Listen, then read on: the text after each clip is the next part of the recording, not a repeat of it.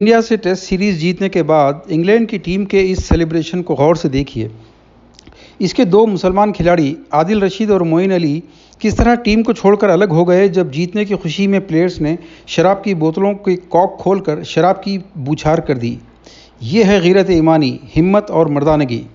जब एक कलमा को मुसलमान हराम को देखता है तो पहले हाथ से रोकता है, ना रोक सके तो ज़बान से रोकता है और उसकी भी इस्तिताअत ना हो तो दिल से बुरा समझता है और अपने आप को अलग कर लेता है। इससे पहले भी साउथ अफ्रीका के हाशिम आमला ने न सिर्फ ये किया बल्कि शराब की कंपनी की तरफ से दिए जाने वाले मैन ऑफ द मैच को ठुकरा दिया।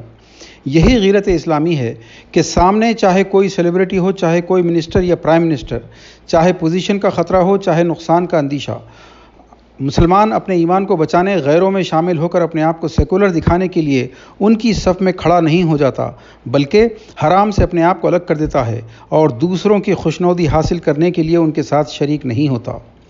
यही रवैया हमारा उस वक्त भी होना चाहिए जब हम शादियों में जाते हैं। रुक़े पर हम अन निकाह मिन सुन्नती देखकर चले जाते हैं, लेकिन वहाँ जाने के बाद पता चलता है कि वहाँ न सिर्फ सुन्नत की खिलाफ वर्जी हो रही है बल्कि कई हराम कामों का इर्तिकाब हो रहा है, जैसे फजूल खर्ची, सैकड़ों लोगों की बारात, लड़की वालों से खाना, जब खाना होगा तो फिर जहेज़ भी होगा, और सुन्नत वलीमा के नाम पर इसराफ, पटाखे, नाच गाने वगैरह।